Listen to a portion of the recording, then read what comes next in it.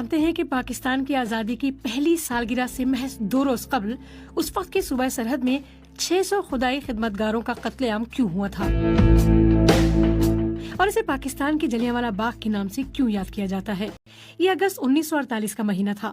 پاکستان کے عوام آزادی کی پہلی سالگرہ منانے کی تیاریوں میں مصروف تھے اور ریاستی سطح پر یہ فیصلہ کیا گیا تھا کہ آزادی کی پہلی سالگرہ 14 اگست 1948 کو منائی جائے گی۔ اس سالگرہ سے صرف 2 روز قبل موجودہ صوبہ خیبر پختونخوا اور اس وقت کے صوبہ سرحد کے شہر چارسدہ کے گاؤں بابڑا سے اطلاع آئی کہ صوبے کے وزیر اعلیٰ خان عبدالقیوم خان کی حکومت کی مبینہ کارروائی کے نتیجے میں 600 سے زیادہ خدائی خدمتگار ہلاک کر دیے گئے ہیں۔ یہ خدائی خدمتگار خان عبدالغفار خان کی گرفتاری کے خلاف احتجاج کرنے کے لیے جمع ہوئے تھے۔ اس واقعے کے اسباب و عوامل کو بیان کرنے کے لیے ہمیں ماضی میں کچھ پیچھے جانا پڑے گا۔ 1937 میں صوبائی اسمبلیوں کے انتخابات کے بعد گورنر سرحد نے صاحبزادہ عبدالقیوم کو صوبے کا وزیر اعلیٰ بنا دیا، لیکن جلدی ہی عدم اعتماد کی ایک تحریک کے ذریعے ان کی وزارت کا خاتمہ ہو گیا اور یوں صوبہ سرحد میں پہلی مرتبہ ڈاکٹر خان صاحب یعنی خان عبدالجبار خان کی قیادت میں خدائی خدمتگار تحریک کی وزارت قائم ہوئی۔ 1939 میں انگریزوں کی جنگی پالیسی کے خلاف جب انڈیا کے 8 صوبوں کی وزارتوں نے احتجاجاً استعفیٰ دیا تو ان میں صوبہ سرحد میں ڈاکٹر خان صاحب کی وزارت بھی شامل تھی۔ دوسری جنگ عظیم کے خاتمے کے بعد صوبہ سرحد میں ایک بار پھر خدائی خدمتگار تحریک کی وزارت قائم ہوئی اور خان صاحب ایک مرتبہ پھر صوبے کے وزیر اعلیٰ بن گئے۔ قیام پاکستان سے کچھ عرصہ پہلے ہی صوبہ سرحد میں پاکستان میں شمولیت اور عدم شمولیت کے سوال پر ایک ریفرینڈم منعقد کیا گیا۔ خدائی خدمتگار تحریک نے اس ریفرینڈم کا بائیکاٹ کیا اور نتیجتاً یہ ریفرینڈم مسلم لیگ نے بآسانی جیت لیا اور صوبہ سرحد پاکستان میں شامل ہو گیا۔ قیام پاکستان کے وقت ڈاکٹر خان صاحب صوبہ سرحد کے وزیر اعلیٰ تھے، مگر فقط 8 دن بعد یعنی 22 اگست 1947 کو قائد اعظم نے ان کی وزارت برطرف کر دی۔ ان پر الزام تھا کہ انہوں نے 15 اگست 1947 کو پاکستان کا جھنڈا لہرانے کی تقریب میں شرکت نہ کر کے ملک سے عدم وفاداری کا ثبوت دیا ہے۔ ڈاکٹر خان صاحب کی حکومت کی برطرفی کے بعد خان عبدالقیوم خان صوبے کے وزیر اعلیٰ بنا دیے گئے۔ ڈاکٹر خان صاحب کے چھوٹے بھائی خان عبدالغفار خان جو پاچا خان کے لقب سے معروف ہیں، ان کا اصولی موقف یہ تھا کہ چونکہ خدائی خدمتگار کانگریس کے اتحادی ہیں اور کانگریس انڈیا اور پاکستان کی تقسیم کے اصول کو مان چکی ہے، اس لیے منطقی نتیجے کے طور پر خدائی خدمتگار بھی پاکستان کو تسلیم کرتے ہیں۔ یہی منطقی بنیاد تھی جس کی بنیاد پر پاچا خان نے انڈیا کی بجائے پاکستان کی دستور ساز اسمبلی میں شمولیت کا فیصلہ کیا۔ صوبہ سرحد میں ان کی حکومت تھی اور نئے حکمرانوں کا پہلا نشانہ یہی حکومت بنی۔ اس کے باوجود خدائی خدمتگاروں نے برداشت کا دامن ہاتھ سے نہ چھوڑا اور اپنے ہیڈ کوارٹر صدریاب میں پاکستان سے وفاداری اور اس کی خدمت کا عہد نبھایا۔ انہوں نے خان صاحب کی وزارت کو برطرف کرنے کے غیر جمہوری اقدام کے خلاف احتجاج کیا، لیکن نئی مرکزی اور صوبائی حکومت کے لیے کسی قسم کی مشکلات پیدا نہ کرنے کا اعلان کیا۔ اتنا ہی نہیں، مارچ 1948 میں پاچا خان نے دستور ساز اسمبلی کے اجلاسوں میں بھرپور شرکت کی۔ ان اجلاسوں میں پاکستان سے وفاداری کا اعلان کرتے ہوئے انہوں نے اپنے اس عزم کو دہرایا کہ ان کا پروگرام تخریبی نہیں تعمیری ہے اور خدائی خدمتگار تحریک بنیادی طور پر اصلاحی اور سماجی تحریک ہے، جسے انگریزوں نے سیاسی عمل اور کانگریس کے ساتھ اشتراک کی جانب دھکیل دیا تھا۔ اس سے پہلے بانی پاکستان محمد علی جناح نے پاچا خان کو اپنے ہاں کھانے پر مدعو کیا اور دونوں کے درمیان دل کھول کر باتیں ہوئی تھی۔ انہوں نے بانی پاکستان کو جانتے ہیں کہ پاکستان کی آزادی کی پہلی سالگرہ سے محض 2 روز قبل ان کے متعلق بعض حلقوں میں شکوک ہے، 600 خدائی خدمتگاروں کا قتل عام نہیں ہو جاتے وہ سیاست میں اپنے حصہ نہیں لیں گے اور اسے پاکستان کے جلیانوالہ باغ کے نام سے اصلاحی پروگرام تک محدود رکھیں گے۔ یہ اگست 1948 کا مہینہ تھا۔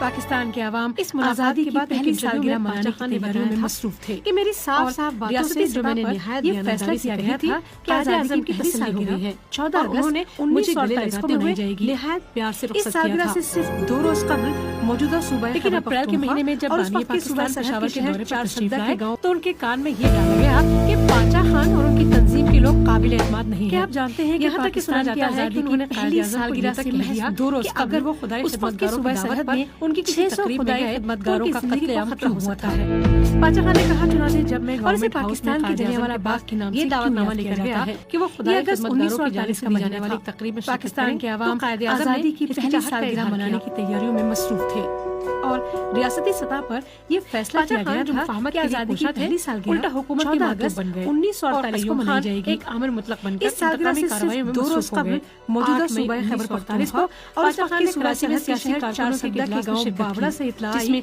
कि इस सूबे के वज़ीर आला पीपल्स पार्टी को तश्कील देने का हुकूमत की मुबैना कार्रवाई के नतीजे में एक कायमी पोजीशन की जरूरत पूरी करने के लिए खिदमतगार हलाक कर दिए गए। पाचा खान के दीगर साथियों में जीएम सैयद और अब्दुल समद खान अचकज़ई भी शामिल थे।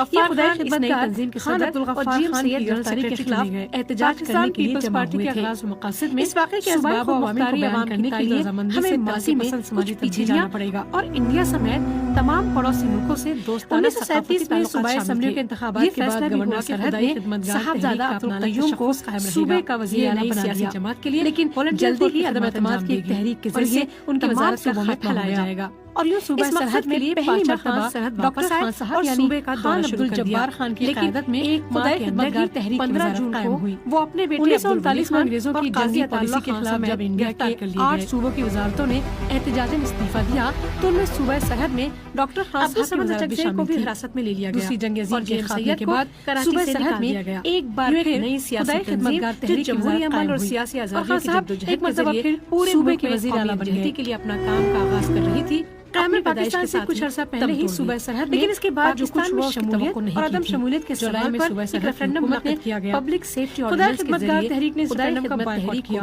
और नतीजतन ये रेफरेंडम इस ऑर्डिनेंस के जरिए हुकूमत को इख्तियार दिया गया सूबा सरहद कोई पाकिस्तान में शामिल हो गया। किसी भी शख्स को पाकिस्तान के वक्त डॉक्टर खान साहब सूबा सरहद के वज़ीर आला थे और उसकी जायदाद भी जब्त कर सकती है। 8 दिन बाद यानी 22 अगस्त 1947 को में लिए गए शख्स को इख्तियार की वज़ारत नहीं था कि वो अपनी गिरफ्तारी को किसी अदालत में चैलेंज कर सके। 1947 इस ऑर्डिनेंस के तहत मुताबिक लोग गिरफ्तार हुए, शिरकत की जायदादें जब्त कर ली गई। अदम वफादारी का सबूत दिया है। डॉक्टर खान साहब की बरतरफी के बाद खान अब्दुल कय्यूम खान सूबे के वज़ीर आला बना दिए गए।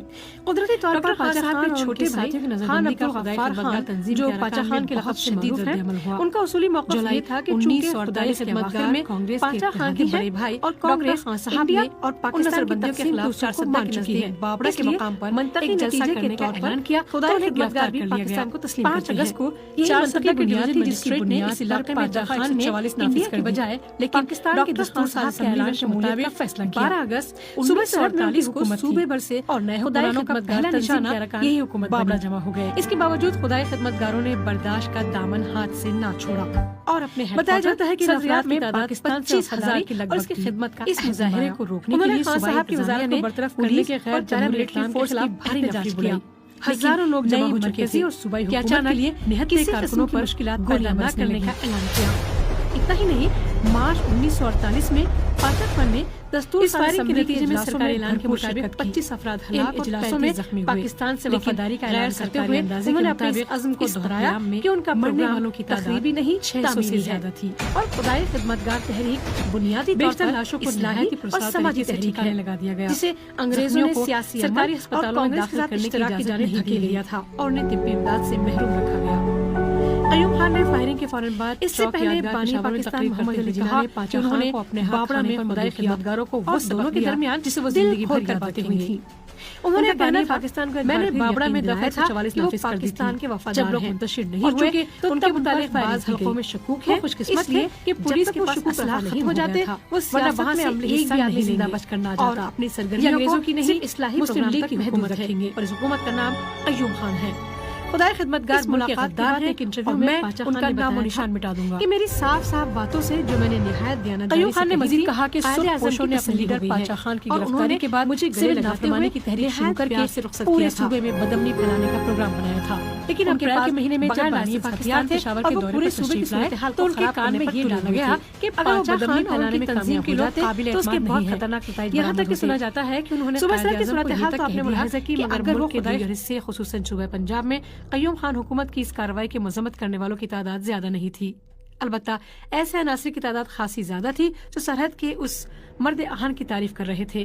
انہیں خوش فہمی تھی کہ اس کارروائی کے نتیجے میں پختونستان کا فتنہ ہمیشہ کے لیے ختم کر دیا گیا ہے. بعض عناصر ایسے بھی تھے جو قیوم خان کو ایک مثالی حکمران قرار دیتے تھے. ان کا کہنا تھا کہ پاکستان کے دوسرے صوبوں میں بھی حکومت ایسے ہی لوگوں کے ہاتھ میں ہونی چاہیے اور جو عناصر اسلام اور پاکستان کے مخالف ہیں انہیں مکمل طور پر کچل دینا چاہیے. بابڑا کے واقعے پر روزنامہ نوائے وقت کا ادارتی تبصرہ یہ تھا: صوبہ سرحد کے وزیر اعلیٰ خان عبدالقیوم خان مبارکباد کے مستحق ہیں کہ انہوں نے صوبے میں غداروں پر کڑی نگرانی رکھی. جو لوگ قیوم خان پر دہشت پسندی اور ڈکٹیٹرشپ کا الزام عائد کر رہے ہیں وہ صوبہ سرحد کے صحیح حالات سے واقف نہیں، اور اگر حالات سے واقفیت کے باوجود وزیر اعلیٰ سرحد کو کوس رہے ہیں تو ان کی عقل یا نیت میں سے ایک کا ماتم کرنا پڑے گا. اداریے میں مزید لکھا گیا کہ خان عبدالقیوم خان پر 1000 اعتراض کیے جا سکتے ہوں گے، مگر جہاں تک غداروں کے خلاف کارروائی اور ان کی بے کنی کا تعلق ہے ہم انہیں خراج تحسین ادا کرنے پر مجبور ہیں. نوائے وقت کا ادارتی تبصرہ تو زاہد چودھری کی پاکستان کی سیاسی تاریخ کی 8ویں جلد کی مدد سے نقل کیا گیا ہے. اس روزنامے میں شائع ہونے والی خبر میں بھی اس سانحے کو کوئی خاص اہمیت نہیں دی گئی تھی. اس قتل عام پر خدائے خدمتگاروں کی جانب سے عدالتی کمیشن کے قیام کا مطالبہ کیا گیا، لیکن نہ تو کبھی کوئی عدالتی کمیشن بنا اور نہ ہی اس واقعے میں ملوث افراد کو انصاف کے کٹگہرے میں لایا گیا. ہماری تاریخ میں جلیانوالہ باغ اور قصہ خوانی بازار کے سانحے کا تذکرہ تو موجود ہے، لیکن بابڑا کے حوالے سے تمام تاریخیں خاموش ہیں. پشتون اس واقعے کو سرحد کا جلیانوالہ باغ قرار دیتے ہیں اور خان عبدالقیوم خان کو سرحد کے جنرل ڈائر کے خطاب سے یاد کرتے ہیں. یہاں اس بات کا ذکر بے محل نہ ہوگا کہ جس وقت بابڑا کا یہ سانحہ پیش آیا اس وقت قائد اعظم زندہ تھے اور زیارت میں اپنی زندگی کی آخری جنگ لڑ رہے تھے.